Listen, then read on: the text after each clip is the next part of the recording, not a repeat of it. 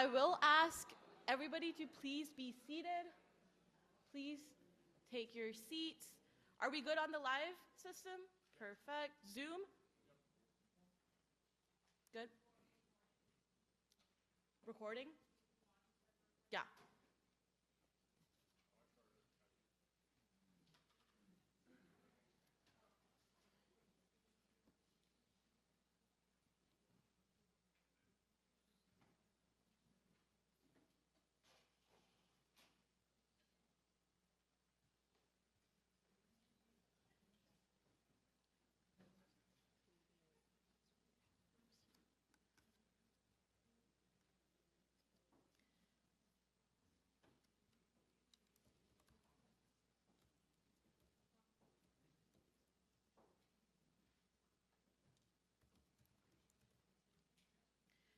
System, are we good to start quorum? Perfect. So for those of you who have been here before and who haven't, we do quorum and everything and votings through the placards that you have. All the voting delegates should have received their placards once they were checking in for breakfast. The table is outside. So if you don't have a placard and you are a voting delegate, please make sure to go grab your placard from Abigail right here. That said, for placard verification, I will be going for quorum verification. I will be going and saying your placard number, your name, and the campus that you're from. If any of these things don't align, please walk up to the system table to make sure that these sign up. System table is right in the back, and connect with our advisors to make sure that your name, campus, and placard number are all aligned. Okay, so I will get started for campuses. All good, system? Perfect. Placard 1, Walter Miller from Adirondack Community College. Placard 1 is present. Placard 2, Trevor Petit from Albany. Placard 2 is present. Placard 3, Sarah Robinson from UAlbany. Placard 3 is present. Placard 4, Troy Serrao from UAlbany. Placard 4 is present.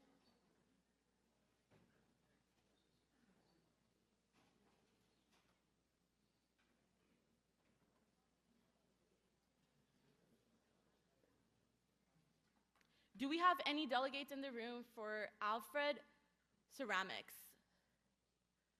We do not have any delegates in the room present for Alfred Ceramics. Do we have any delegates in the room for Alfred?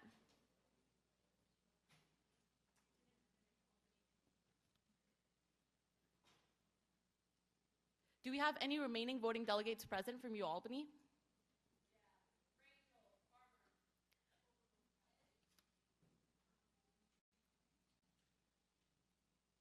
Do we have placard 5, Jordan Dowd from UAlbany?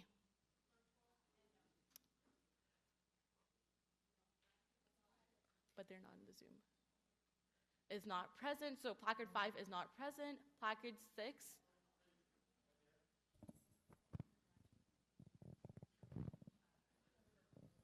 So is Jordan?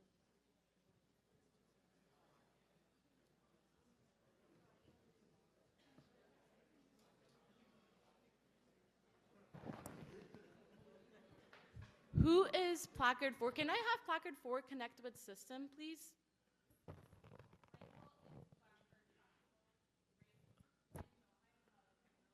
Perfect.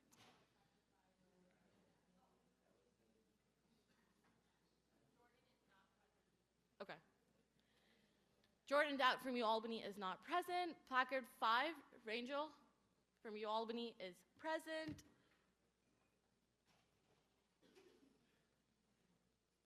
Do we have any DGI graduate voting delegates from Binghamton University?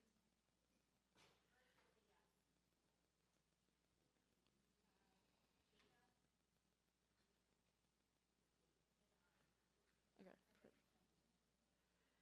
Placard 9 is present virtually.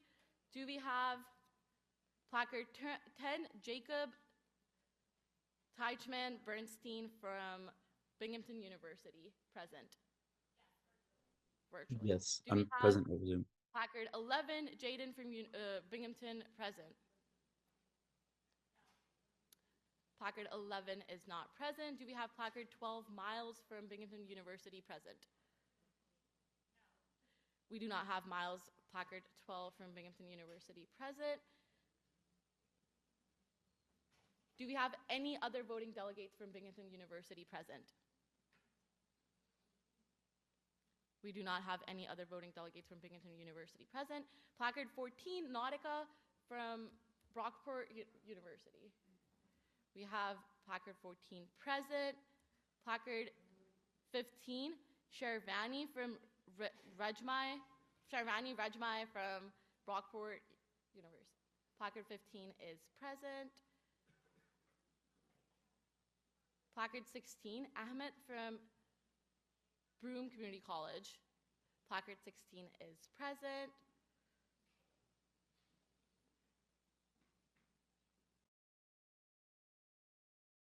Do we have placard 17, Nicholas Smith from Buffalo State University? Placard 17 is present. Do we have placard 18, Denison Jose Sanchez from Buffalo State? Present. Placard 18 is present. Do we have placard 19, Benjamin Semigrant from Buffalo DGI grad? We have placard 19 present. Do we have placard 20, Megan Barber from DGI grad, Buffalo?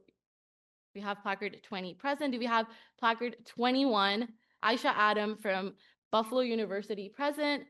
We have placard 21 present. Do we have placard 22, Benjamin Lau from Buffalo University present?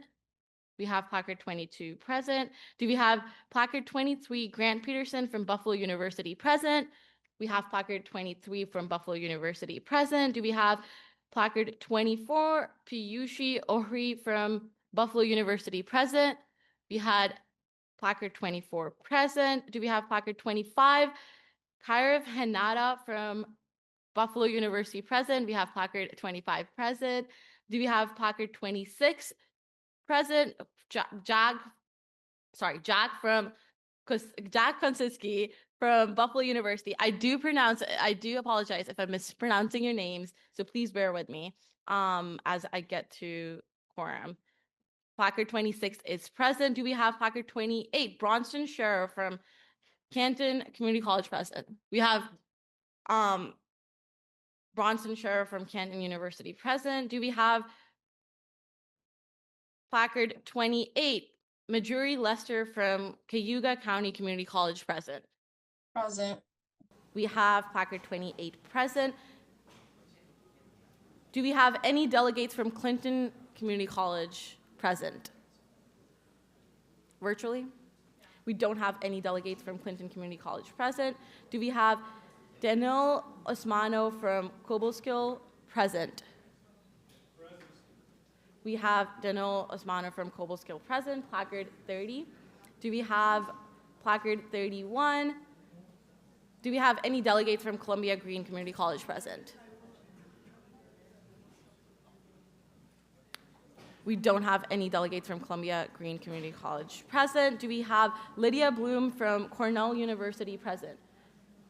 Placard 32. Placard 32 is present. Do we have placard 33, Hayden Watkins from Cornell University present? We have placard 33, Hayden Watkins from Cornell University. Do we have placard 34, Zora Duran from Cornell University present? Placard 34 is present.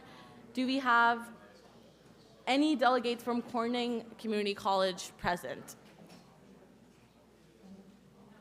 We do not have any delegates from Corning Community College present. Do we have Parker Arenas from Cortland present? We do not have placard 36 present. Do we have placard 37, Eve Sorenzo from Cortland present? Placard 37 is not present. Do we have placard 38, Brady Morris from Delhi University present? We have placard 38 present. Do we have placard 39, Mayuri Bhatterjee from Downstate present? We have placard 39 present. Do we have placard 40 present? Thomas Sanford from Downstate undergrad rep. We have placard 40 present. Do we have any voting delegates from Dutchess County Community College present? We have 2 voting delegates from Dutchess County Community College present. Can you please connect with the system table and just provide your names?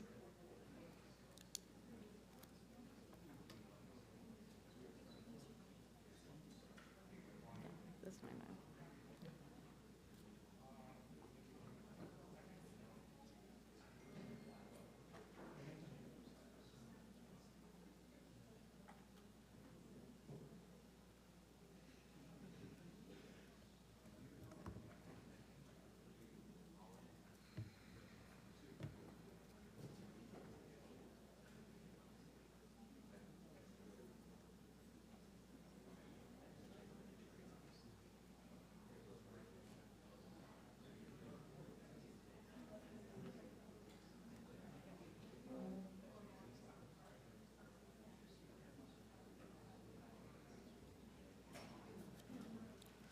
Do we have placard 43, Chris Winters from Empire State present? Placard 43 is present. Do we have placard 44, Joshua Gale Winston from Empire State present? We have placard 44 present. Do we have any voting delegates from ESF present? We do not have any voting delegates from ESF present. Do we have placard 47, Ember Louise from Erie Community College present? We do not have placard 47 present. Do we have placard 48, Hato Towel Tarnang from Erie Community College present? We do not have placard 48 present.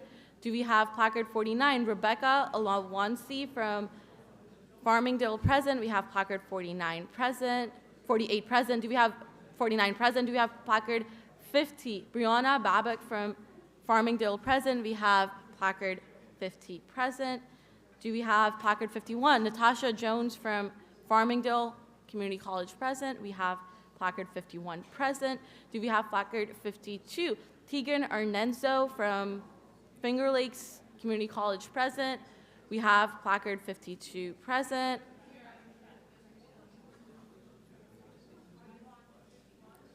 (52) 51 is present. Placard 52 is also present.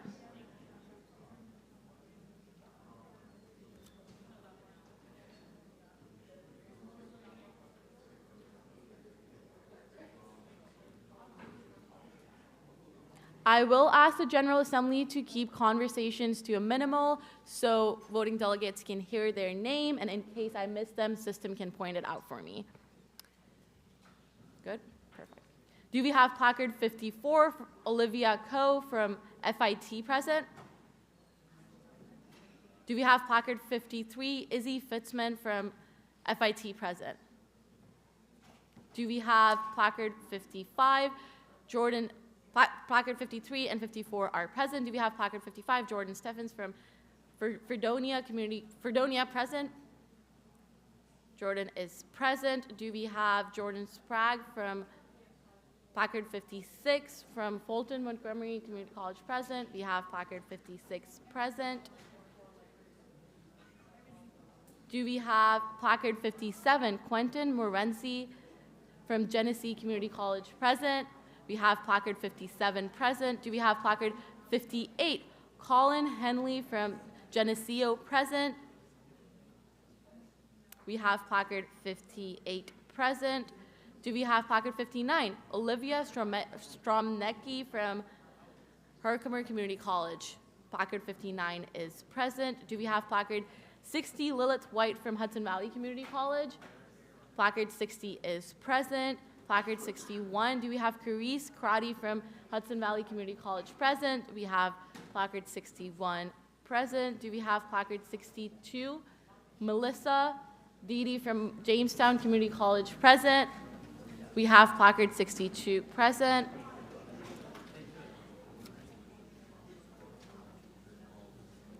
Do we have any delegates from Jefferson Community College present?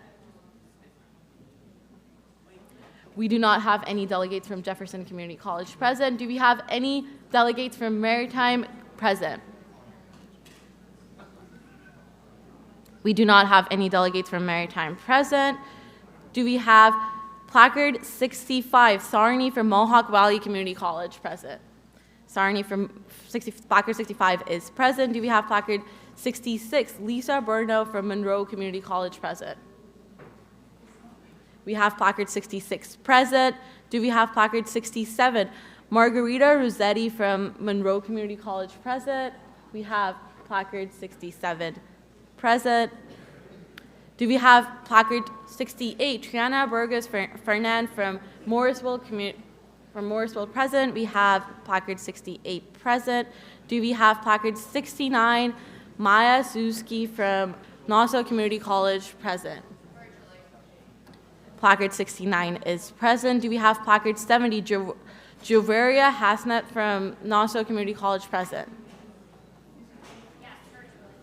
We have placard 70 present. Do we have placard 71, Nathaniel Davis from Nassau Community College present? Please keep conversations to a minimal. Do we have placard 71, Nathaniel Davis from Nassau Community College system?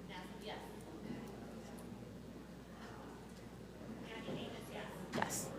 Placard 71 is present. Do we have placard 72, Kamlesh Barrel from New Paltz, from SUNY New Paltz? We have placard 72 present. Do we have placard 73, Cutter Quinn from SUNY New Paltz present? We have placard 73 present. Do we have placard 74, Christian Lococo from Niagara Community College present?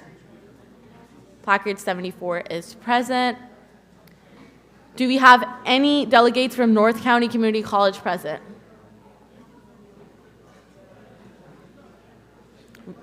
We don't have any delegates from North County Community College present. Do we have Darrell Smith from Old Westbury present? Placard 76 is present. Placard 77, Brianna from Old Westbury present. Placard 77 is present. Placard 78, Sophia from Oneonta present. Placard 78 is present. Placard 79, Logan Rogers from Oneonta present. Placard 79 is present. Do we have placard 80, Ellis Lorga Novak from Onondaga present? Thank you. Placard 80 is present. Do we have placard 81? Tatiana Knight from Onondaga present. Placard 81 is present. Do we have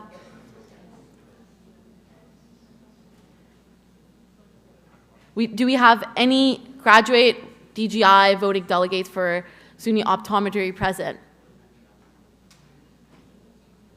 We do not have any voting delegates present. Do we have placard 83, Maurice from Orange Community College present? We have placard 83 present. Do we have placard 84, Ducci O'Cauley from Oswego present? We have placard 84 present. Do we have placard 86, Tega Ajo from Oswego present? 85, we have placard 85 present. Do we have any voting delegates from SUNY Plattsburgh present?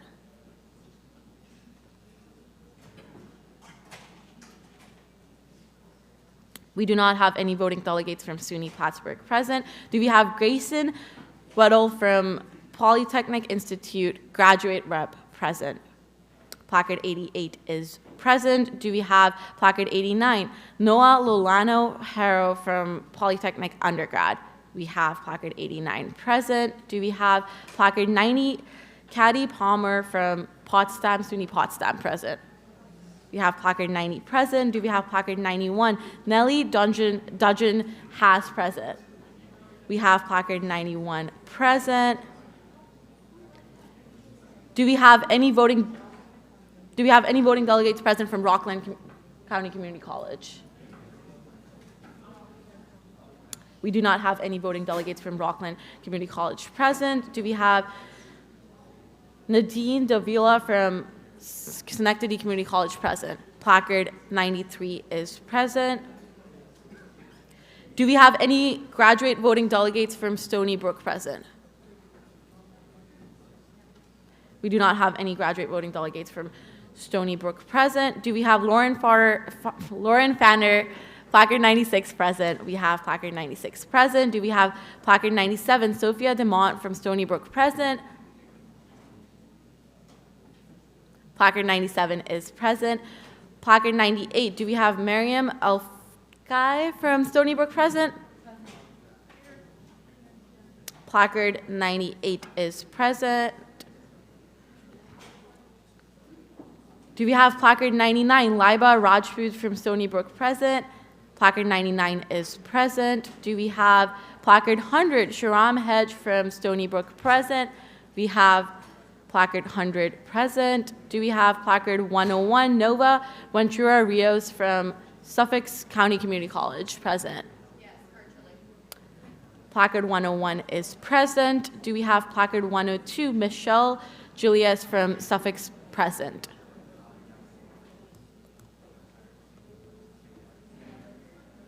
Placard 102 is not present. Do we have placard 103, Rifa Tasfia from Suffolk present? Yes. Placard 103 is present. Do we have placard 104, Nicholas from Suffolk present? Placard 104 is not present. Do we have placard 105, Elizabeth Green from Sullivan present? Placard 105 is present. Do we have any voting delegates from Tompkins Cortland Community College present?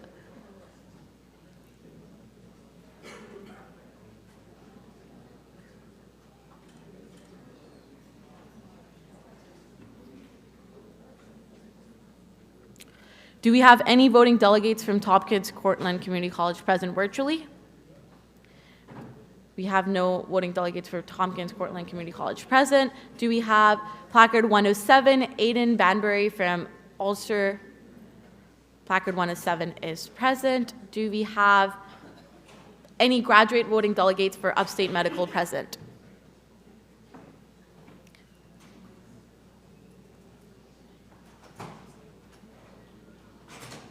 We do not have any graduate voting delegates for Upstate Medical present. Do we have any undergraduate voting delegates for Upstate Medical present? We do not have any undergraduate voting delegates for Upstate Medical present. Do we have Delta Encoy from Westchester Community College present? Delta placard 110 is present. Do we have placard 111, Kathleen Quito from Westchester present? Placard 111 is present.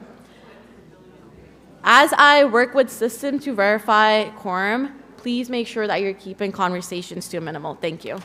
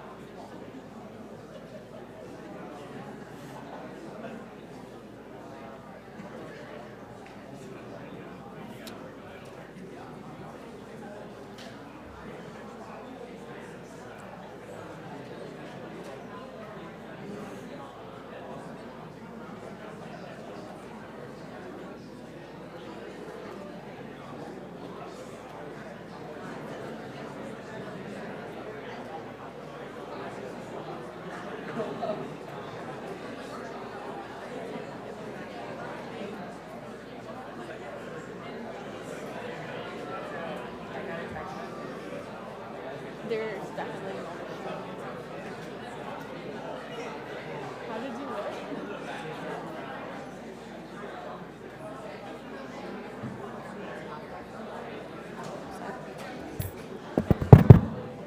I will ask the General Assembly for some silence as I reconfirm some names. Placard 6, Jordan Doubt from U-Albany, present. Placard 6 is present. Do we have placard 11, Jaden Sedano from Binghamton University, present? Placard 11 is present. Do we have placard 12, Miles Dansby from Binghamton, present? Placard 12 is present.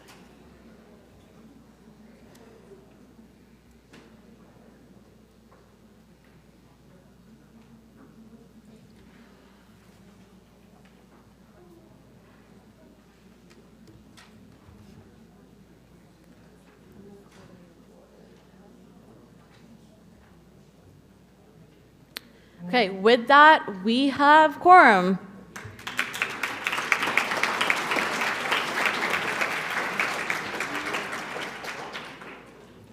So at this moment, I will call this meeting of State University of New York Student Assembly, General Assembly to order at 10:26 a.m. on Saturday, April 11th, 2026.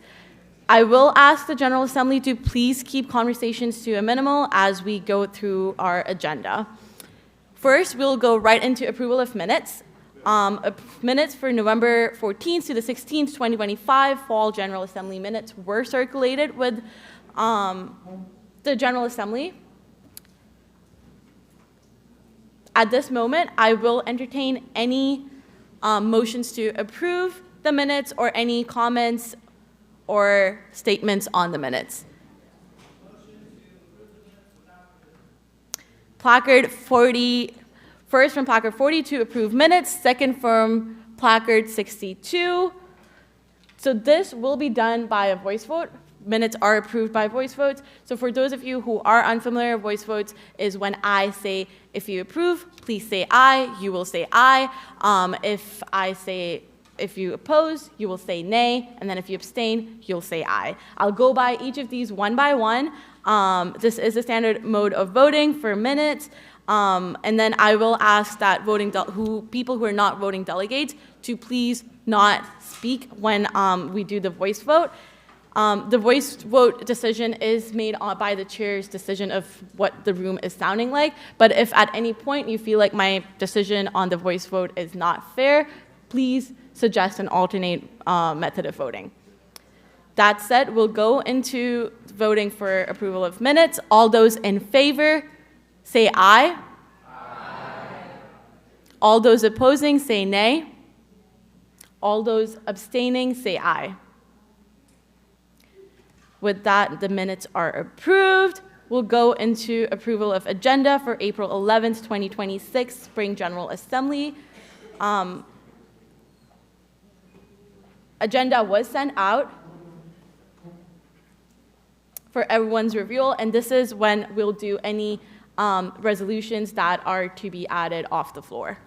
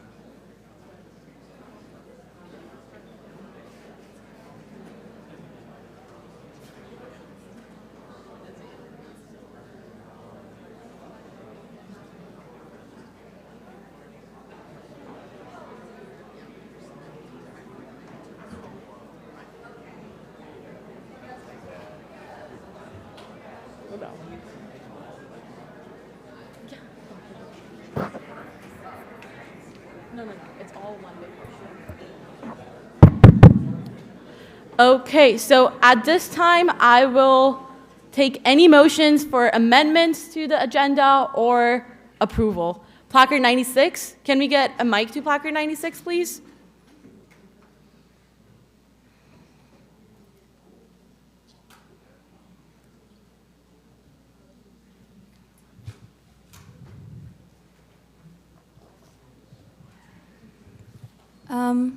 Can I motion to amend the agenda to add a few resolutions that were approved by the Rules Committee?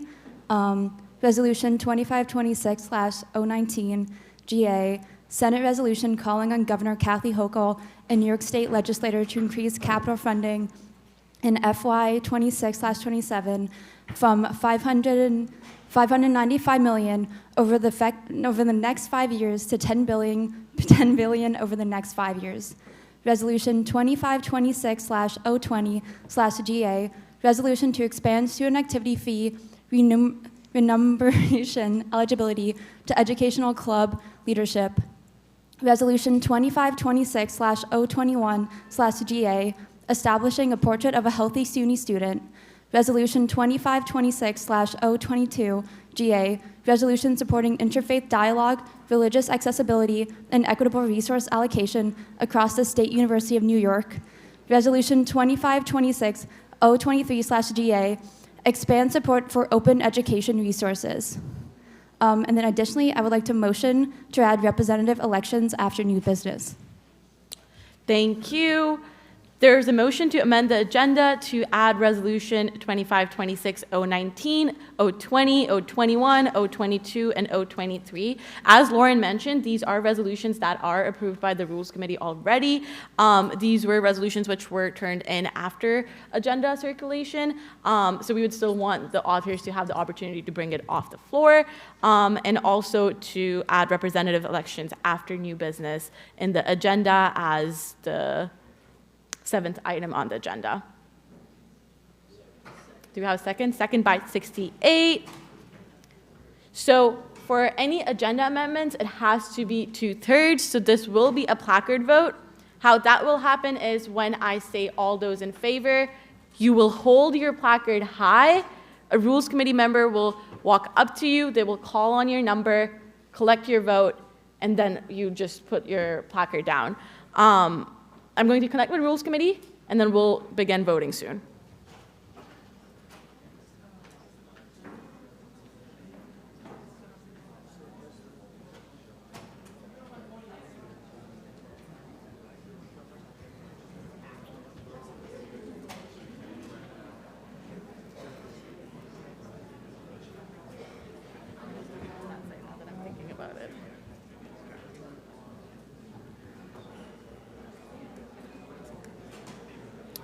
All right, so we're going to go into voting. I will ask the General Assembly for some silence as Rules Committee members collect votes. All those in favor, please raise your placards high. And please keep them raised till a member of Rules Committee calls on you.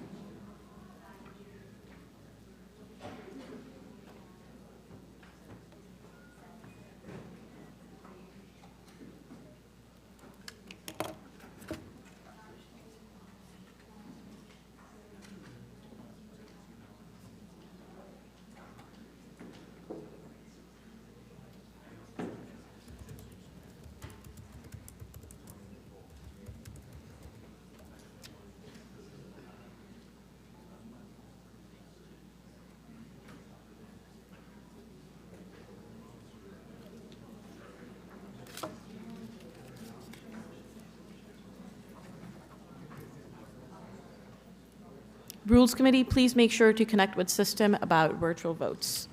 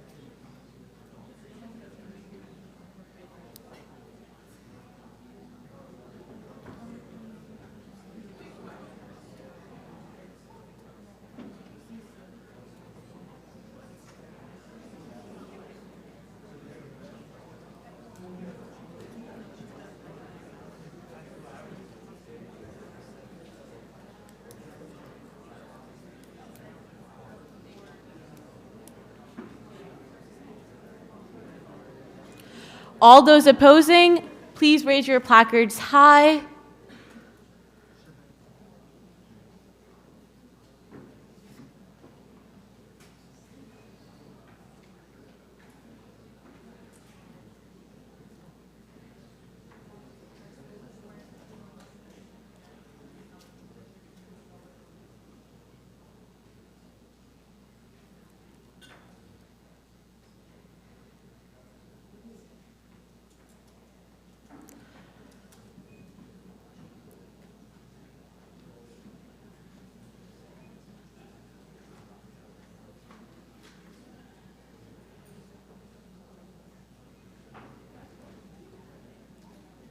All those abstaining, please raise your placards high.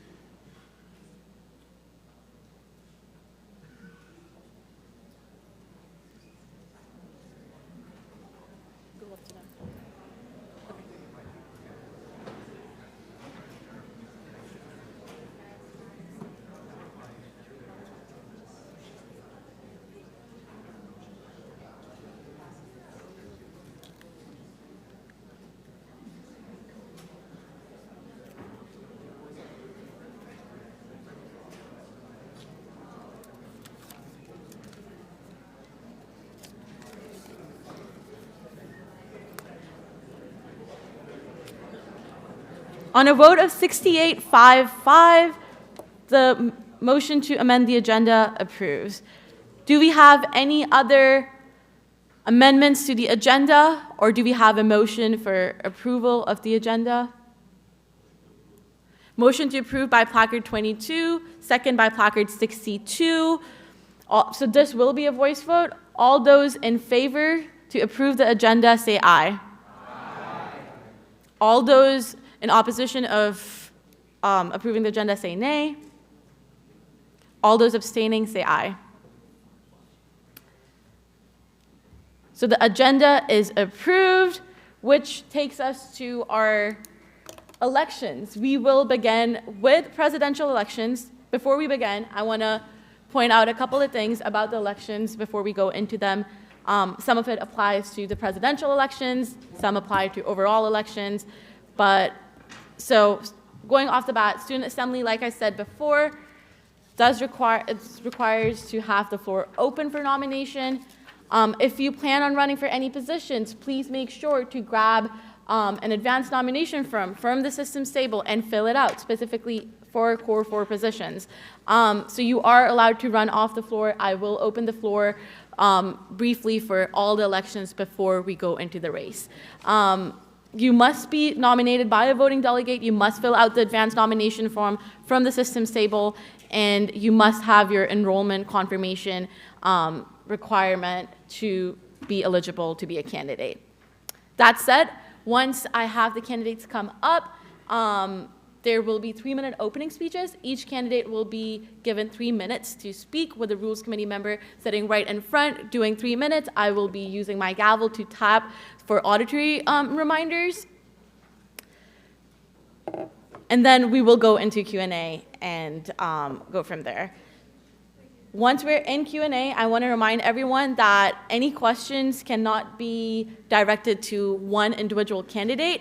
Your questions have to be directed to all the candidates, even if your question comes up from one of the candidates' speeches. I would want you to pose it in a way where it's directed to all the candidates. All candidates will have the opportunity to answer all the questions. However, candidates, you will not be required to answer. You can waive your right to answer any question that you would like. Initial limit, I will be setting a question limit initially for questions. However, General Assembly, any voting delegate may motion to extend or reduce the question limit that I'm setting at any point. At the conclusion of reaching the number of questions that I will be setting or the General Assembly will be setting, we will go into executive session for deliberations. Candidates will be removed for deliberations, and recording will be stopped. We won't be live streaming, and only voting delegates will be in the Zoom link. I will remind everyone that once we are in executive session, it will be just for the voting delegates, for the members present here today, and to be mindful of that as we deliberate. However, that deliberation period without the candidates, without the live stream, will be your time to speak in favor or opposition of a candidate. Candidates who are voting delegates are able to vote. You will be voting. We use OPA Vote. SUNY SA uses OPA Vote to vote. So the link to vote will be sent on your emails. Candidates who are voting delegates will still be receiving that link when they are in the room with system admin. A person from system, SUNY system, will be with the candidate as they're waiting while we're in executive session. I will encourage candidates to not use their phone, to not be on their phone when they're waiting for deliberations to end, outside of just voting.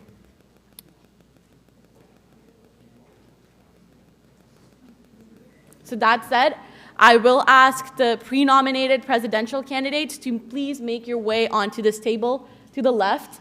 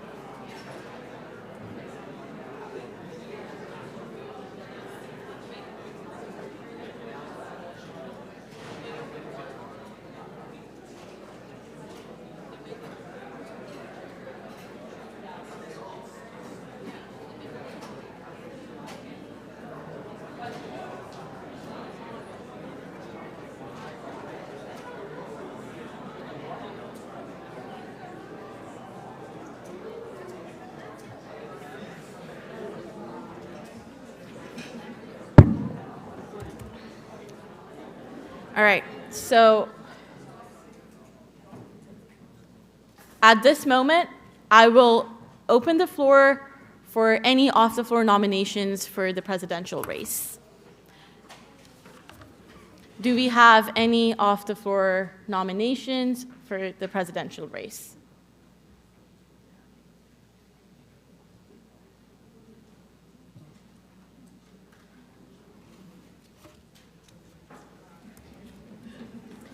Seeing none, the floor is now closed.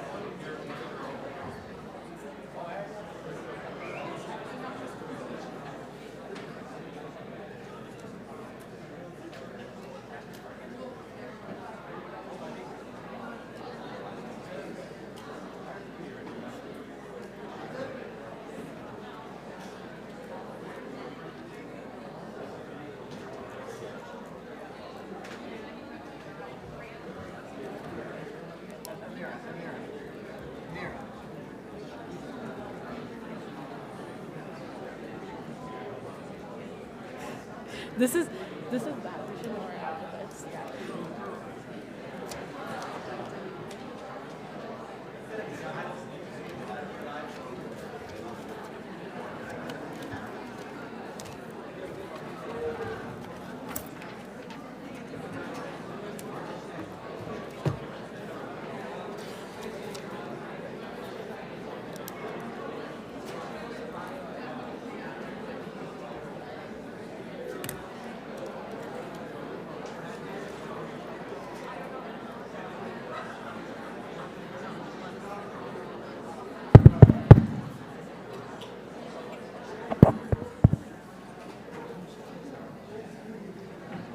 All right, so at this moment, I will ask the General Assembly for some silence. I ask the General Assembly for some silence.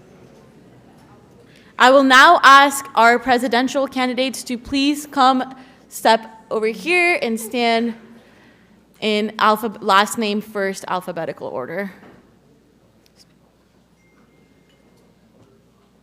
So we have Aisha, Sarah, Grant, and Alika.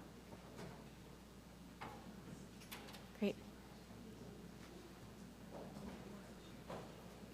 Perfect. So for your speechless candidates, again, you will have 3 minutes to speak. We have Rules Committee sitting right up front with a timer. Can we just run the timer for a test? Candidates, that's how your timer will appear. I will also give auditory reminders. For 1 minute, I will do a light tap. For 30 seconds remaining, I'll do 2 light taps. For 15 seconds remaining, I will do 3 light taps. And then if you continue on going after 3 minutes, it will be a harsher tap with we will turn the mic off.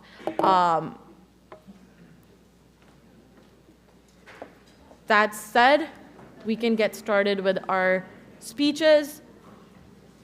Our first presidential candidate, Aisha Adams, will go first.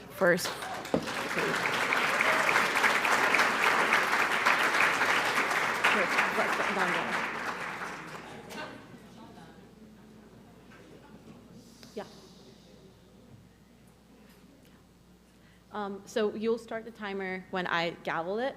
Candidate, you will start at the sound of the gavel. You may start now. Hello. Hi, everybody. My name is Aisha Adam Bashir, but I just go by Aisha Adam. I am a senior at SUNY Buffalo, and in the next 3 minutes, I hope to establish myself as somebody that you guys can trust, share a little bit more about my platform, and why I am the most capable person to be your next SUNY SA president. So, hi, I'm the child of immigrants whose story in this country first began with public education. I'm a senior at UB. I study economics with a minor in law and in Japanese. And I currently serve as our university student association president, representing the 22,000 undergraduates there. Despite being president of the largest school in our SUNY system, managing over 100 staff, being a steward, an honest and transparent steward of a $5.4 million budget, I actually pride myself on being somebody that is easy to understand and approachable, which unfortunately is something that the current SUNY executive leadership sorely lacks. My promise to you will be the promise that I made to my schools when I first ran, which is that in voting for me, you will know what I know, and that you can rest confident knowing that under my leadership, there's a vote, that everything will be transparent and that you'll always know what's going on. So if you look at what's happening right now, you see students of every background have been told a lie. First college generation students, international students, women, neurodivergent students, students facing affordability crises, housing crises. These students have been told that in minimizing their asks, in calling for awareness over action, in making what they're asking for more reasonable, they will be graciously rewarded eventually. And in the meantime, what you have is good enough. Ooh, sorry. What's worse is that I've seen this lie not come from federal state actors. It hasn't come from the chancellor or legislators. It actually comes from our student leadership. I'm running to be SUNY Student Assembly president because I believe that you deserve better, and I know better is possible. And as president, I would insist to you, not that I have no power. I would not place the weight of protecting our students back on the representatives that have been brought to me, voicing them. In reforming SUNY's outdated bylaws and basing my advocacy work around the most qualified issues facing us all, hard issues, not soft ones, not performative advocacy, but issues like affordability, international student safety, robust financial support for students that are facing affordability crises, and then creating plain English plans as to what I plan to do. I hope to earn all of your trust and making SUNY more transparent, integrity-driven, and responsible and accountable. In voting for me, you'll have a SUNY president that doesn't just work above you, but works beside you. Thank you, candidate.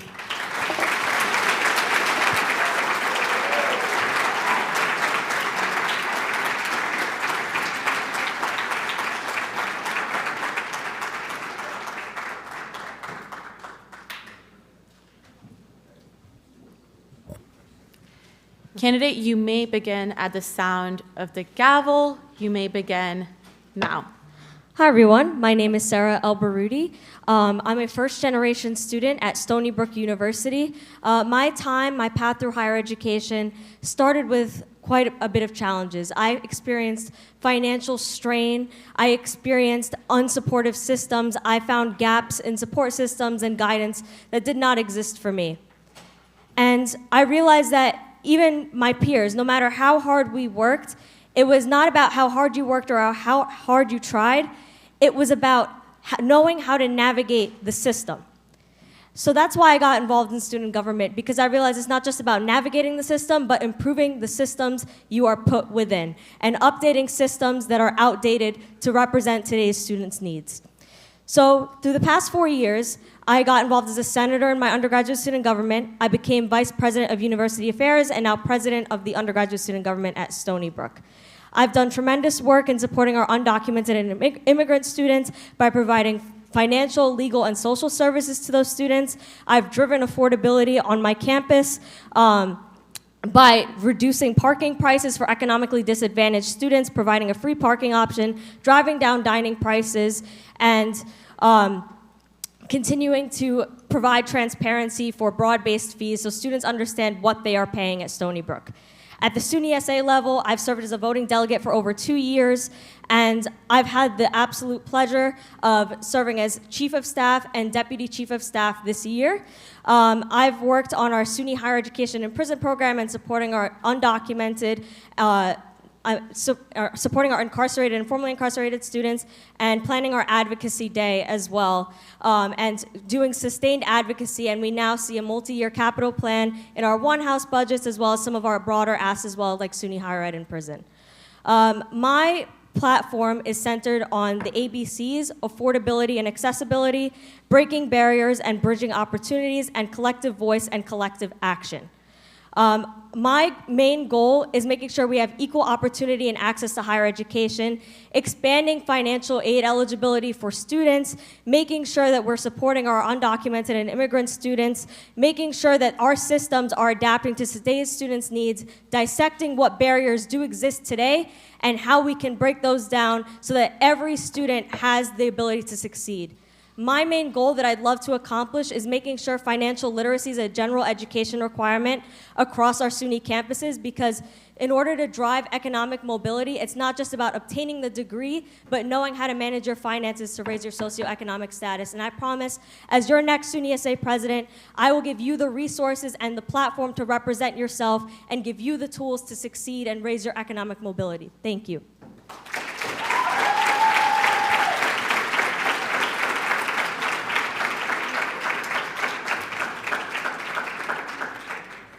Thank you, candidate. Candidate, you may begin at the sound of the gavel. You may begin now. Hello, everyone. I'm Grant Peterson. I'm one of the at-large elected student assembly delegates for UB.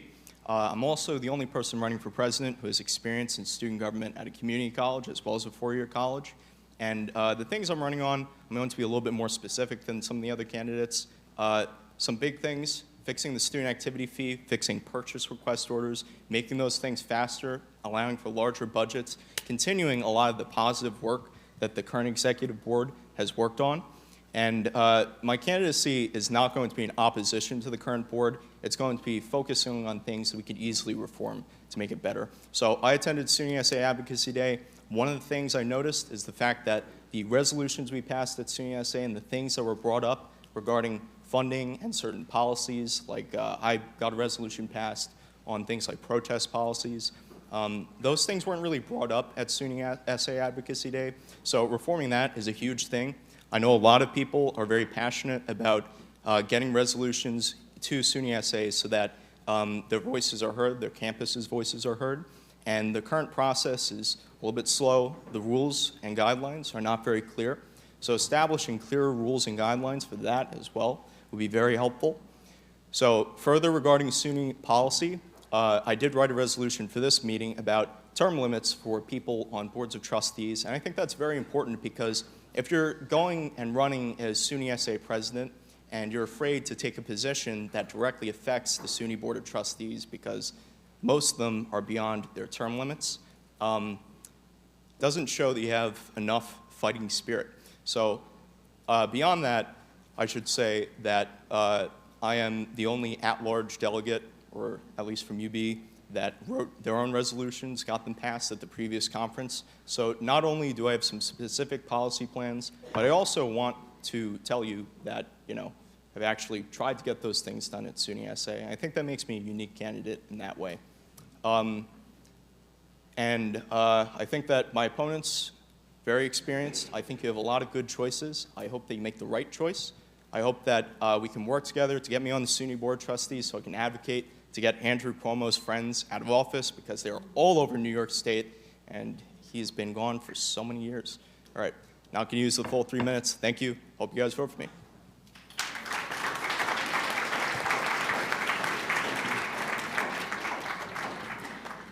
Thank you, candidate. Candidate, you may begin at the sound of the gavel. I will ask the General Assembly to please keep conversations to a minimal. Candidate, you may begin at the sound of the gavel. You may begin now.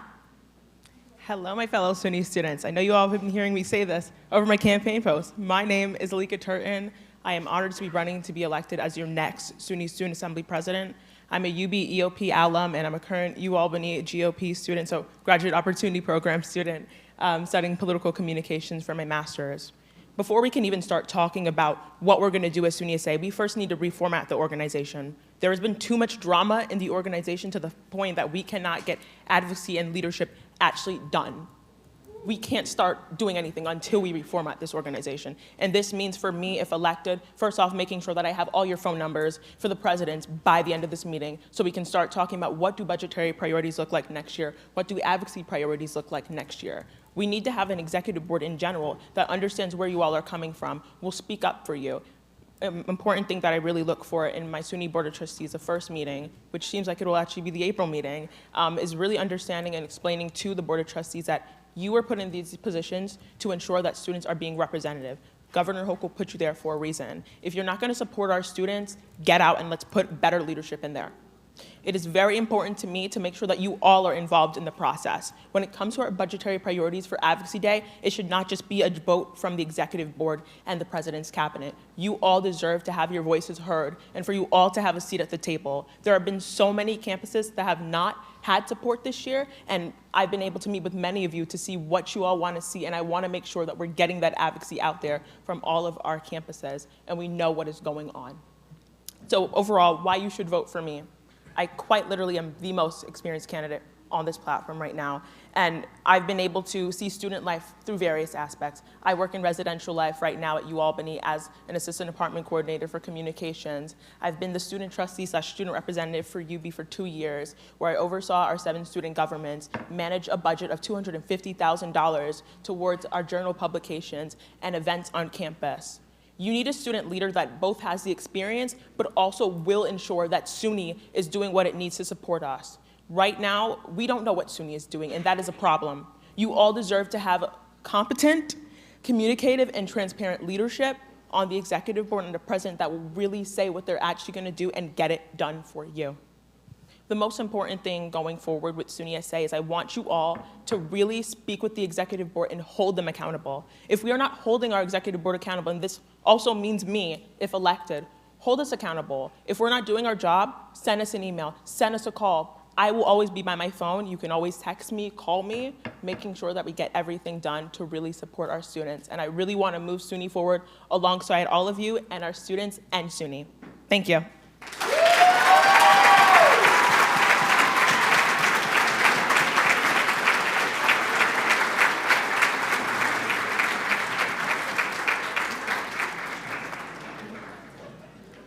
Thank you, candidates. I will ask the General Assembly for some silence. I ask the General Assembly for some silence. We will be moving into Q&A. Before we do, I just want to outline some brief expectations for decorum and procedure. First, if you are a voting delegate, please do not step out of this room starting from this point onwards. Please make sure if you decide to leave, you're checking in with the system table, letting them know that you are a voting delegate and you're leaving. Article 17 in the SUNY Board of Trustees policies says that you can't vote by a proxy, so please make sure that you're checking in with system if you're leaving the room. That said, all the questions and responses must comply with Article 17. our governing documents, and the standards of decorum outlined in Robert's Rules of Orders.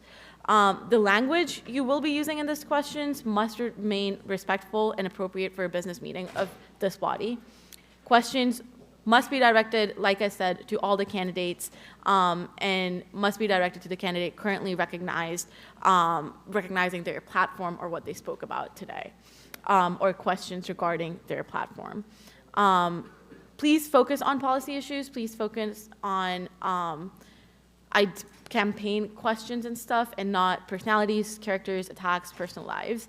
And then also respectful dialogue is required. Like I said, I will be putting the initial limit to the number of questions. General Assembly, any voting delegate at any point can increase or reduce that limit. So we will be starting with a limit of 4 questions, and then each candidate will have up to 1 minute to respond. For the candidates, I will be giving you 1 light tap at 30 seconds and then 2 taps at 15 seconds for your questions. Rules Committee member will remain there with a timer for 1 minute. That said, if you have a question, please raise your placard high. Placard 40, placard 58, placard 68, and placard 14. That's 4, right? Or we'll just start by the first question. So we'll start with placard 40, and then I'll have you guys raise your placards again and go from there. All right, thank you, candidates. I appreciate you all coming. This being the highest position in SUNY SA with the most responsibility, this is not a job that is amenable to on-the-job training. So I would start by asking what your experience in SUNY SA is specifically on the executive board or on the professional staff. I also would appreciate if you could discuss your plans to make sure that resolutions passed at the General Assembly meetings are seen by SUNY, whoever the appropriate person is, whether it's SUNY system, the Board of Trustees, or the Chancellor themselves. Thank you. We'll have candidates now go in reverse order, starting with Alika. Candidates, again, you'll have a minute to respond. First light tap at 30 seconds, 2 taps at 15 seconds remaining. Candidate, you may respond at the sound of the gavel. You may respond now. Yeah, first off, thank you for the time. Biggest thing, I've been involved in SUNY SA since I was an undergrad at UB. I was a UB delegate at Advocacy Day 2023. Been able to see how the organization has been working over the last few years. There's been successes, but there's areas for improvement, like most organizations. This year, I served as the past Senior Director of Communications, so I was able to oversee our communications plan for SUNY SA. There could have been more done had I been given better leadership by the executive board. Another conversation for another time. But when it comes to SUNY SA and the conversation with SUNY, how am I going to ensure that things are getting done with everything going on? The biggest thing for me is because I'm on the Board of Trustees, I'm at those monthly meetings. I'm able to discuss with the members, but I'm also the member of the Student Life Committee. So really there, using my ability and my ability as a co-chair to really see stuff and make sure that we're getting things done is the most important thing. Thank you, candidate. Please, you may begin at the sound of the gavel. You may begin now. All right, so in terms of experience, I should note that what's more important than holding some random offices and doing some non-specified tasks is actually getting stuff done in SUNY SA as a delegate or otherwise, getting stuff done at your local student government because the same skills are applicable. So I'll start with my previous college, NCC. A lot of the focuses there were like finance management, stuff like, and it's one of the bigger community colleges, stuff like finance management, academics, the types of things that end up being discussed by something like the SUNY Board of Trustees or being important to someone like the Chancellor who you would have to work with as well. A lot of my focus at UB has been student life issues, same thing with NCC. UB, SUNY SA, same deal. The 2 resolutions I worked on for here so far that passed, students voting and policymaking and then one on free speech and protests. Thank you, candidate. I will ask, please don't leave the room as candidates are speaking, to remain respectful of their time and what they're saying. Candidate, you may begin at the sound of the gavel. You may begin now. So I had served as a voting delegate for over 2 years for SUNY SA, and then I've had the pleasure of serving as Deputy Chief of Staff, and when Sean Millington graduated, I became promoted to Chief of Staff and Senior Advisor for Strategic Initiatives. I had overseen cabinet operations, and I had also helped oversee and the execution of our Advocacy Day and sustained advocacy after our Advocacy Day, and get most of our budget asks in the One House budget proposals. In terms of changing cabinet operations, I would like to add more to the policy team. I feel we could truly be a lobbying powerhouse to advocate for students at every level, from the campus to the system to the state to the federal levels, and implementing our SGA presidents in the process as well. In terms of resolutions, I think anyone who submits a resolution, I would like to sit down with them one-on-one and with the parliamentarian and dissect an action plan to see what bureaucratic structures are in the way that are, and estimate a timeline for enacting the Thank you, resolution. candidate. Candidate, you may begin at the sound of the gavel. You may begin now. Hi. So I'm personally of the belief that skills are transferable. I'm currently the president of the largest organization managing a budget that is many times larger than SUNY SA. I have experience in managing staff, payroll, things like that. And I want to amend or refine the resolution process so that all resolutions have a clear ask, a timeline as to how long you want these implemented, and clear actors that are necessary to get this done. That way you're going to be able to hold me accountable when I meet with the chancellor and other actors in the system, as opposed to, like, how quickly am I getting things done? Personally, I don't think that you can put a fire out from inside the house, so I'm not going to sit here and be like, I've been part of SUNY SA for a decade and a half, because I think that people like to curse the darkness but don't light candles. If somebody's been part of the system for a long time and then they're asking you to trust them to refine that system, think critically. What have they done while within it, given the opportunity to change anything, if at all? Thank you, candidate.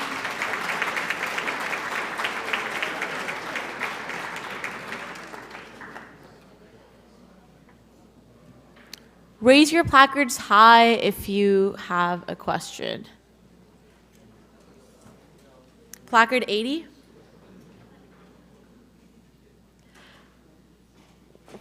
I just said 4 placards in this chart, but we're going to go with selecting a new placard for every question that I raise. Sorry, Lucas. Was it placard 80 over there somewhere? Yeah.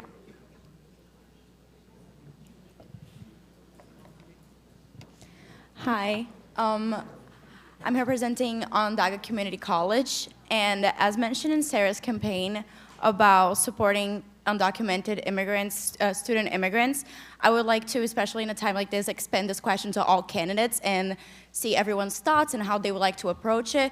We understand that it's delicate and hard to answer, but still I would like to hear everyone's thoughts and how they would like to approach this issue. Thank you.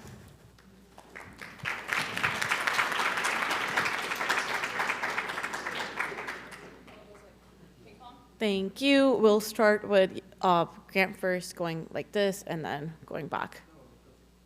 So it'll be Grant, Sarah, Aisha, and then Alika. Okay. Candidate, you may begin at the sound of the gavel. You may begin now.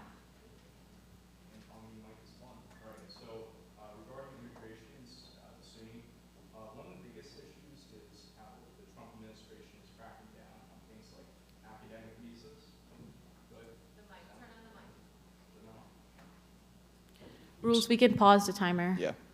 Could we reset it since nobody heard me? Are we good? Is that fun? You may begin. You may continue now. All right. So regarding SUNY and immigration, one of the biggest issues is how academic visas put a lot of restrictions on things like working for students of all immigration backgrounds, especially undocumented, because academic visas often only allow you to work on campus. So things like supporting more on-campus jobs, tuition assistance, especially in the face of derecognized majors by the Trump administration, and also the fact that, you know, the Trump administration is also cracking down on grants to people of immigration backgrounds. So those are some big things to think about. All right, yield. Thank you. Candidate, you may begin at the sound of the gavel. You may begin now. I would like to say thankfully that there's been no reported ICE presence on any of our SUNY campuses, and our international student base in the past year has only gone down by less than 3.5%, and it wasn't due to visa revocations.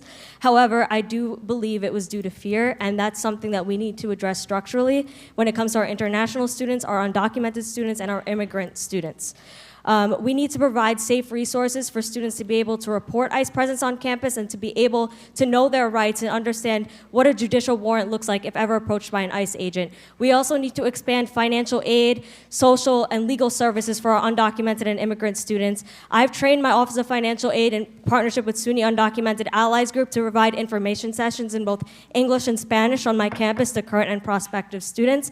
And I would like to carry that work forward and the things and proposals that I've done at Stony Brook to our other SUNY campuses. Thank you. Thank you. Candidate.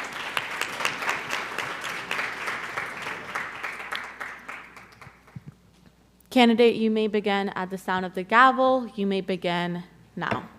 Thank you for bringing that up. As a child of immigrants with many international peers, I speak 5 languages fluently. I grew up in embassies across the world.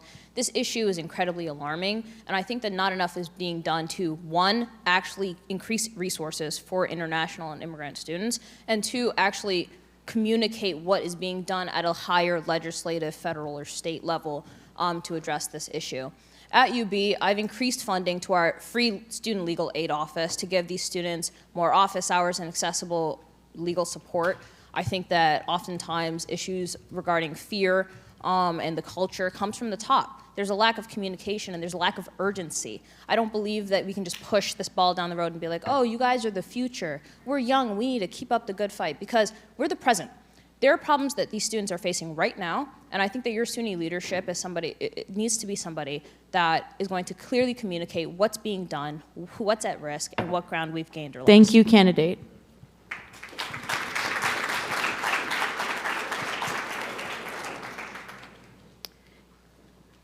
Candidate, you may begin at the sound of the gavel. You may begin now.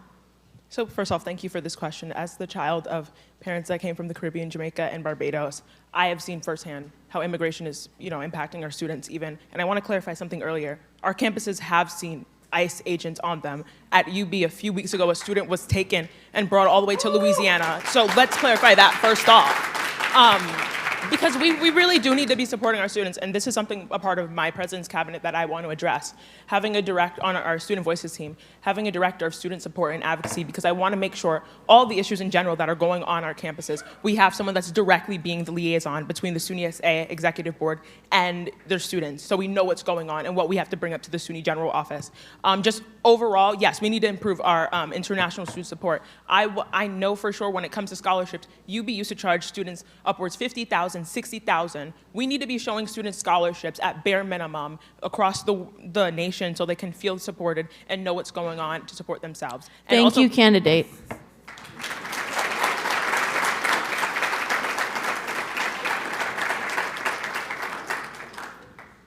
Please raise your placards high. We have one virtual.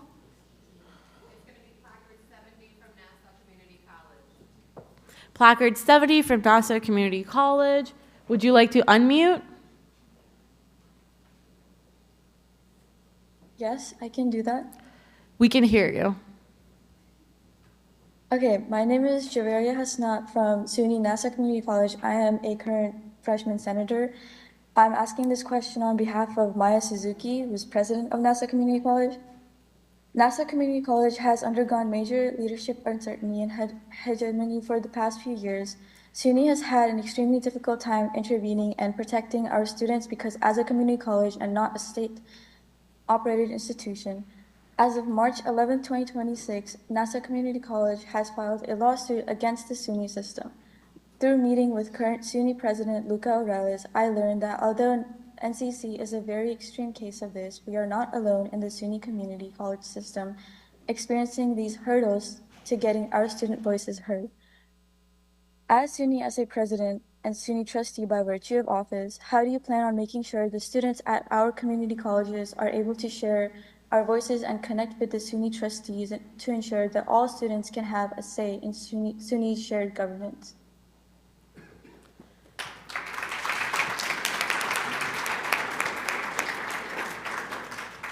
Thank you. It'll start with Sarah, Aisha, and we'll go in a circle. I think that's an excellent Candidate, wait for the timer to go off. You may begin. Sorry. You may begin at the sound of the gavel. You may begin now. I think that's an excellent question. I think that one thing that I would like to do is I'd like to take our community college caucus chair and make them a representative on our faculty council of community colleges, which is one of our shared governance counterparts in partnership with SUNY UFS. I would also like to charge our community college caucus to do monthly roundtables with our community colleges to represent them at the SUNY level, and then bring and equip our community colleges with the tools and resources they need to empower themselves. I would like to do one-on-one meetings with our community college leaders, with all of our SGA leaders, to see what their issues are and connect them with their proper leadership, whether it be their local legislators, their state legislators, or their federal congressional members, or anyone from system administration. Thank you.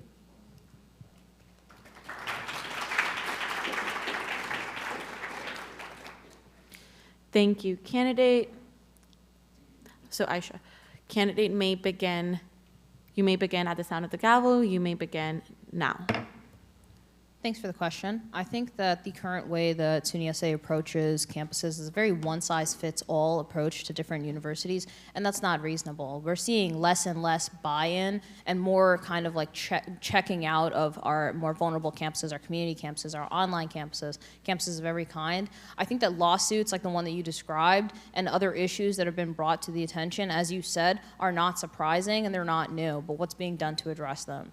As president, I would be somebody who sets up consistent meetings, not just with your campus leaders, but with the people who are most relevant in charge, be it internally and externally to the SUNY SA system. I don't think that it's reasonable for me to say that I'm going to meet with every single one of you every single week. If I had the time to be doing that, I wouldn't be doing my job, which is speaking on your behalf to the people that matter. I think that most of these issues are generally not something that you could know unless you listen, and thankfully I think that I pride myself on being a leader that listens more than I lecture. So. Thank you, candidate.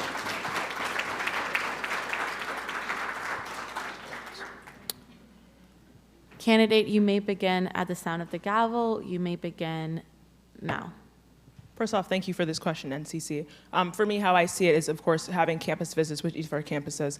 Obviously, I've already spoken to many of our community college schools, and I've even traveled to Columbia Green a few weeks ago to meet with their team to see what's going on in their campuses. My belief is that with my administration, really ensuring that each executive board member, so one executive board member and 2 to 3 members of my president's cabinet will go to the different campuses each week. We come back collectively, discuss what's happened on these campuses. How can we go forward with budgetary priorities and making sure that they all reflect our students. But really, it's also ensuring that we're not only meeting with our student governments, we're meeting with the higher campus leadership, because some of our campuses do not have shared governance, and that is a problem. But I really want to make sure we're also including the board of trustees in on this. It shouldn't just be the student trustee, well, the SUNY SA president that's on this. Like, there are trustees such as Eunice Lewin, if some of you know her. She's great at this, making sure they're also in on those meetings so they know what's going on. Thank you. Candidate.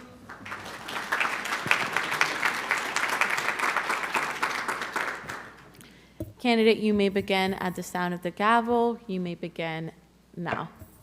All right, thank you for the question. Say I admire for me. As I mentioned during my speech, I am an alumni of Nassau Community College's student government. I was there in the thick of it when they started having serious problems with the administration, and a lot of those have to do with the county being blood red and Andrew Cuomo's appointees in the Board of Trustees being useless in fighting against severe fiscal austerity. So those problems aren't particularly new, but they skyrocketed in importance in recent years. So especially for the community colleges, how do we stop other colleges from becoming NCC, suing SUNY left and right, doing all sorts of crazy stuff? First off, again, term limits for their board of trustees. Get out the old people, replace them with new ones. Make sure that SUNY has the right to replace presidents who are not qualified on specific campuses, because for NCC, they certainly do not have one. Thank you. Candidate.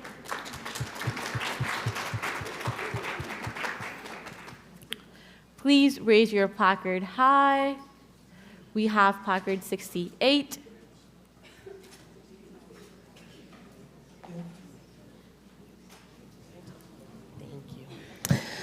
Candidates, my question for you guys, if elected, what are you going to do to hold yourself and other elected officials accountable to the promises that you guys are making here today and everyone is going to continue to make here well into the afternoon, I hope, not too late?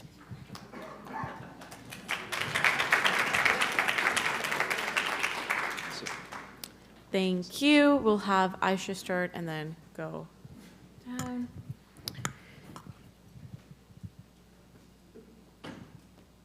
Candidate, you may begin at the sound of the gavel. You may begin now. Thank you for that question. I think that accountability is a buzzword that people use a lot of times. Currently, we say that we're super transparent, we're super accountable. We put out official press releases on the SUNY Snapshot. You can look at it in some void on the internet if you're bored enough. Thankfully, I'm comfortable in saying that having over 100 staff and leading a student organization as old and large as the one I do, I'm more than comfortable firing people that are not capable or don't know what they're doing. I think that people are trusting you in this position, ultimately speaking, and I've been more than competent in holding myself accountable. I think that that needs to be structural. It can't be at your own discretion. You can't trust people with the keys to their own dungeon, so to speak. So what does that look like? It looks like having rolling office hours, having executive committees, holding positions, oh, sorry, it kind of threw me off. Holding positions where people can consistently meet with you, giving people direct answers. It's not that hard to give people a direct answer. I pride myself on being pretty clear in that way, so yeah. Thank you. Candidate.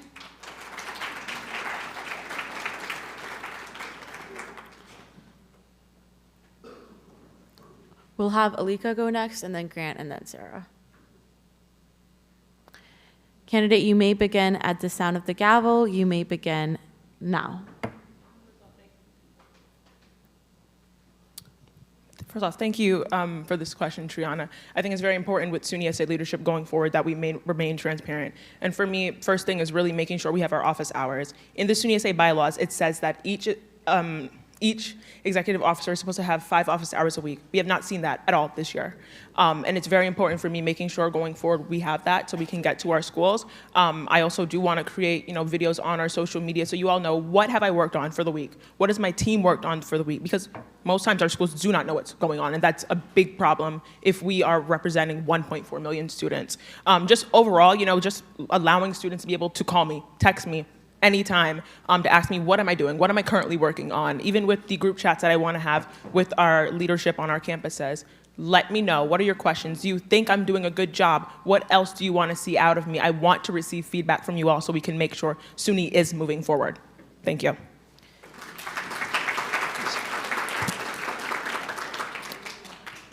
Thank you. Candidate, you may begin at the sound of the gavel. You may begin now.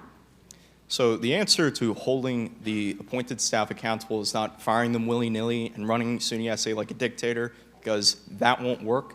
The real way that you fix it is by giving them clear responsibilities, requiring that if they get paid, they need to submit work hours, they need to submit details about what they've actually done, stuff like that. And for the hiring process, same deal, more specific hiring process, more specific roles for the people. And beyond appointed staff, people who are elected, I think that they should be giving more specific reports about what they have done on the executive board and the other positions. I think that you need a general email listing, Slack page, or something of the sort so that all the campuses can communicate better with their representatives. And in general, for the executive board, I think that more frequent meetings with the campuses and people who are of parallel positions, president, and more communication between the delegates and SUNY SA. Thank you. Excellent. Candidate.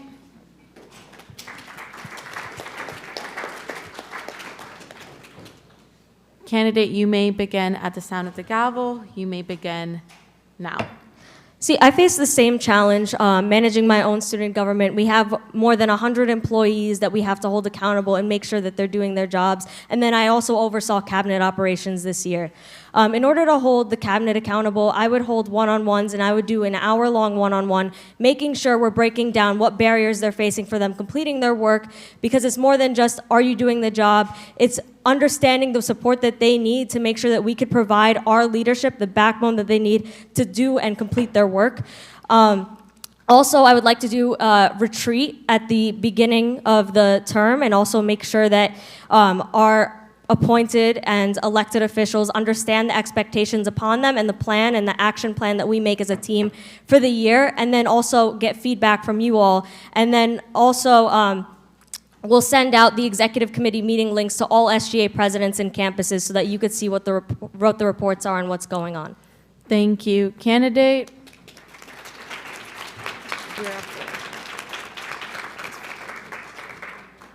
So, General Assembly, at this time, we are at the limit that I set for 4 questions.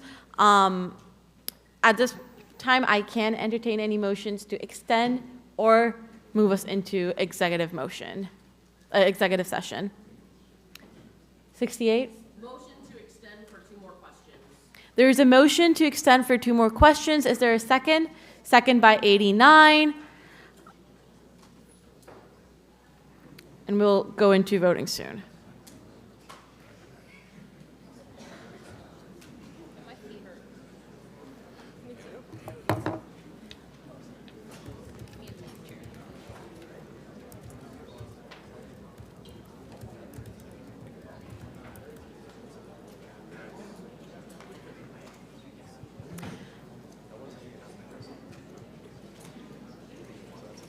I will ask the delegates to please remain seated and keep conversations to a minimum.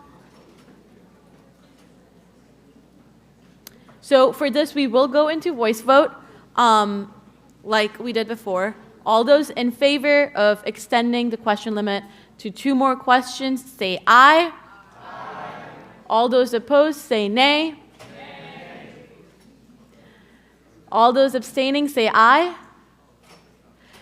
I will now, as chair, because the ayes and the nays were very similar, I will go into a paddle vote to get an accurate voting on this. So Rules Committee members will be coming around to count your votes. I will ask that please keep conversations to a minimal as they come and count your votes so you can hear them when they're calling your number out. Please raise your placards high if you are in favor of extending the question limit to 2 more questions.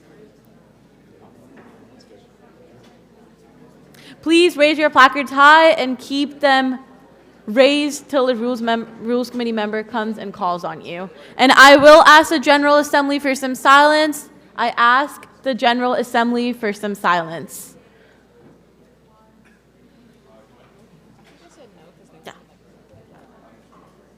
I would suggest grabbing your placard. Actually, Grant, I'll count your guys' votes in the end.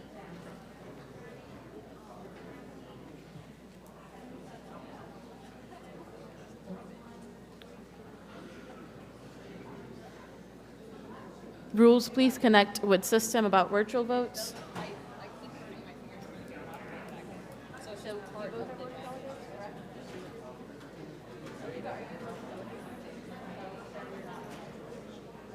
How are you voting on this? Yeah.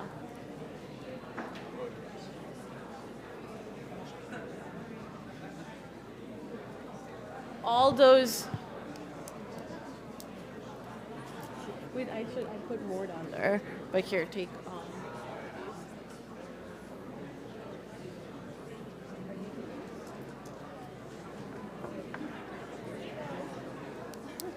Is this combined with?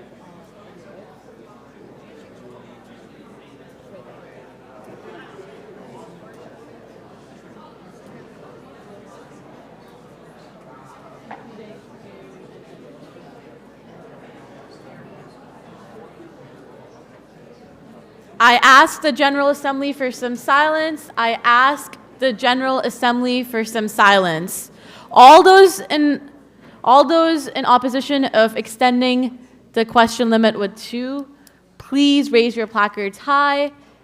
Keep them raised till a member of Rules Committee comes and calls on you.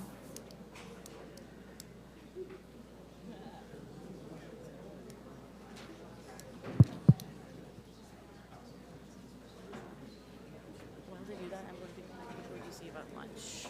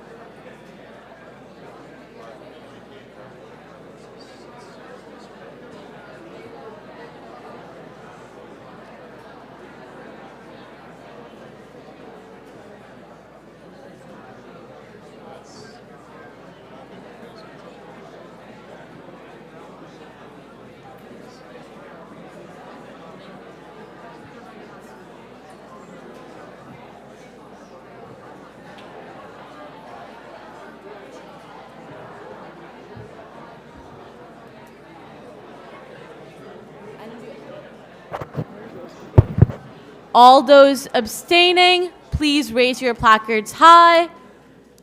If you're abstaining on the motion to extend question limit by 2, please raise your placards high.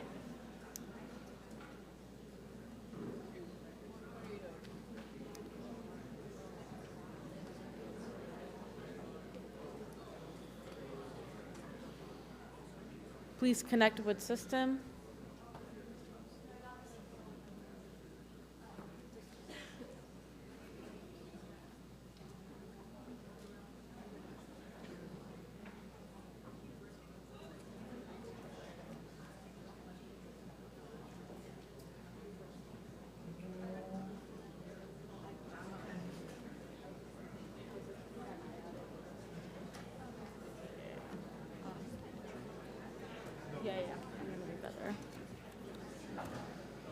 I ask the General Assembly for some silence. I ask the General Assembly for some silence. In a vote of 46, 28, 2, the motion passes for 2 more questions. Can all those who want to ask a question, please raise your placards high. 73. I ask the General Assembly for some silence. I ask the General Assembly for some silence.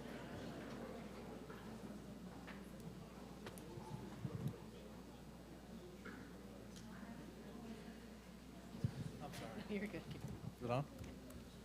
Hi, good morning. So I just have a question. Sexual assault and harassment are major issues on all of our campuses. Do you have any plans or policies to decrease the rate of both on our campuses? Thank you.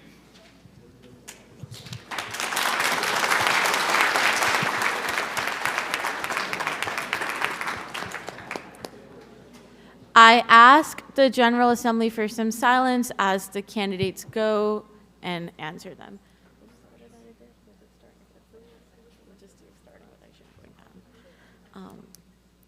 Okay, so we'll have Aisha, Sarah, Grant, Alika go, and then we'll continue with that order. I ask that the General Assembly please keep conversations to a minimal as candidates answer the question.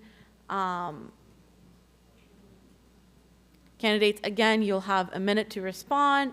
First tap on 30 seconds, and then 2 taps on 15 seconds. Candidate, you may begin at the sound of the gavel. You may begin now. Thank you for that question. This question or a similar one to it came up last conference, and I found the answer given to be pretty shameful. As somebody who experienced sexual assault in my freshman year of college, I can say that not enough was being done to address and support your academic journey thereafter. I think that the counseling services that all of our campuses have, one, are insufficient, two, are concentrated in a center of very big campuses, smaller campuses, and very limited avenues of therapy and helping students get over, not get over, what am I even saying, sorry.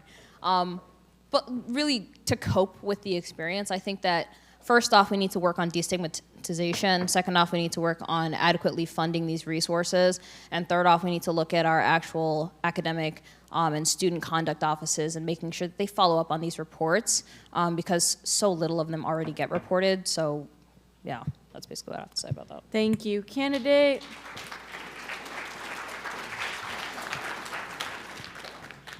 Candidate, you may begin at the sound of the gavel. You may begin now. I will also echo destigmatizing this issue. Also, I think one of the things that we do at Stony Brook that I would like to see for our campus is we have a survivor advocate program. This is outside of our counseling and psychological services. This is outside the Title IX process. I've also navigated the Title IX process. I've helped people navigate the Title IX process. It's cold and long and very procedural and does not help students. The Survivor Advocate Program, they are not mandated reporters, and they allow students to have a safe space to report any concerns and to help them emotionally and academically and professionally navigate after they have any traumatic experience on their campus. So I would like to advocate for more resources around that and also fairer, more equitable policies in our student codes and also through our Title IX offices. Thank you. Thank you. Candidate. Candidate, you may begin at the sound of the gavel. You may begin now. So this topic came up when I was wandering around and speaking to all the delegates. One issue that hasn't been touched on is the fact that many campuses do not have specific training for their law enforcement or safety officers or private companies that handle it. So I think requiring SUNY-wide training for people regarding sexual assault, harassment, gender identity and sexuality, things like that is very important. Additionally, if you belong to one of the smaller colleges especially, or just a community college in general, the person who handles something like a Title IX violation, oftentimes they're kind of jumbled together with a bunch of different offices. So NCC, my previous college, the person charged with doing that does anti-discrimination, so racism, bullying, stalking, sexual harassment, disability discrimination, all of that. So encouraging all the colleges to have multiple specific people for those issues would be far superior. Thank you, candidate.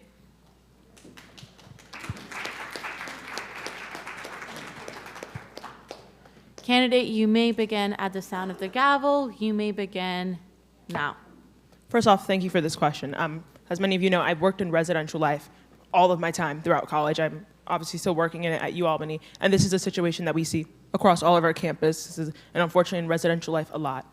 We have not gotten proper support from SUNY on these issues. And a big thing for me with having my director of student support and advocacy, they are the person that will let the executive board know what's going on with our campuses in Title IX, right? There are times where our campuses are not properly handling these situations and students feel defeated. Many students just end up dropping out of college, and we don't want that for our students. We want high retention rates for students to feel supported in everything that they're doing in and outside of campus stuff.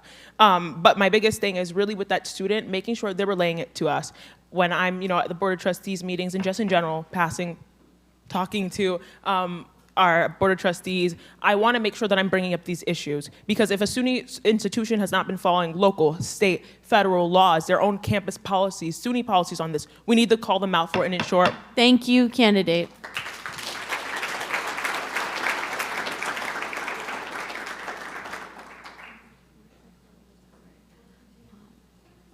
Please raise your placards high. If you have a question, please raise your placards high.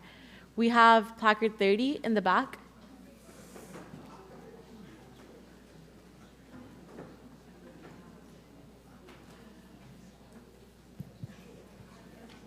Hello. Please discuss one failure in your past experiences and how you plan to not make the same mistakes in the future. We will have with Alika going first and then down. Candidate, you may begin at the sound of the gavel. You may begin now. So I think a past failure or something, I just would want to really work on in the future is ensuring that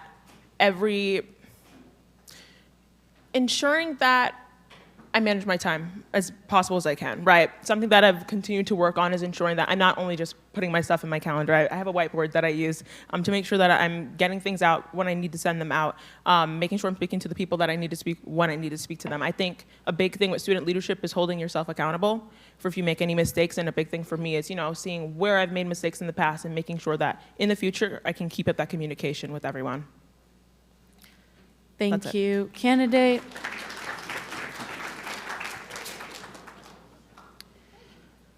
Candidate, you may begin at the sound of the gavel. You may begin now. Very tough and good question. I would say mistakes. Student government at NCC, one of the things that I didn't get done was getting some sort of fixing for the honors program, which they eventually abolished, which was pretty interesting and a very long story. But a lot of us were really advocating very strongly for it. But the issue is that we didn't really cooperate with the college on that issue. They didn't want to anyway, so not really our fault, but also we didn't really have a vision that the college would have accepted until, basically when it was too late, end of the year. So, something like an independent study program would have been better. And what we focused on were just like having more classes, and that's not what they would have accepted because they wanted strict fiscal austerity. All right, I'm done. Thank you.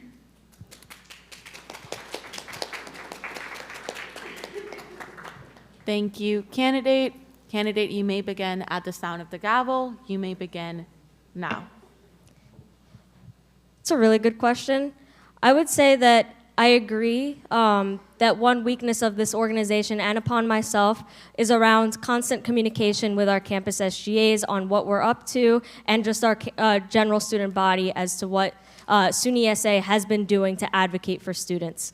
I would like to actively work to dismantle the lack of communication and make sure we have frequent communication and we are in constant contact with every SGA, with every SUNY student to make sure that your issues are adequately represented and that you have the power and the resources to represent yourself and feel adequately represented here in the organization.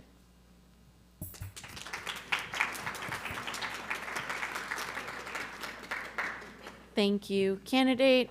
Candidate, you may begin at the sound of the gavel. You may begin now. So, entering my leadership as president, I was given a lot of advice on giving people nuance, trying to understand context and nuance, and understanding what the barriers to success in our student staff may be. And there came a case that kind of strikes very clear in my memory of somebody who was taking advantage of how many opportunities I was giving them to do their job. And they were not performing their duties in a very deliberate and, in my understanding, malicious fashion. The amount of time it took me to eventually cut that person off and replace them with somebody who's passionate and capable is something that I'm personally ashamed of, and I consider a failure on my part. I think that sometimes the squeeze isn't worth the juice, and as a leader, you need to hold people accountable to a very strict standard. Nuance is important, but knowing when somebody's kind of dragging their feet is important too. Thank you. Candidate.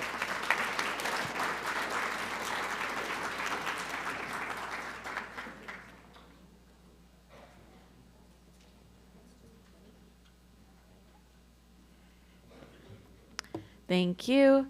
So at this point, we're done with our 2 question limits as well. So I could take a motion from the General Assembly to go into executive session, or any other motion that you may like to make. I will make note that we do have lunch being served at 12. So we will give opportunity for people to go grab lunch before we go into executive session, if that's what the General Assembly decides to go for. Placard 40.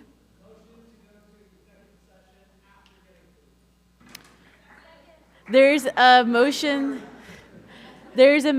to go into executive session after getting food. Is there a second? There's a second by 50. All those in favor? All those in favor say aye. All those opposing say nay. All right, decorum. I'm going to redo this. I'm going to ask General Assembly for some silence. I'm going to redo this voice vote one more time. If you are a non-voting delegate, I do request that please don't speak during the vote. All those in favor of going into executive session, please say aye. Aye. All those opposing, please say nay. Nay. All those abstaining, please say aye. As chair, I would make the ruling that it is in favor of going into executive session. So we will be going into executive session. The candidates will be going into their room. You can grab lunch. We will be stopping recording, live streaming, and we will be allowing General Assembly to go grab lunch. I'll wait on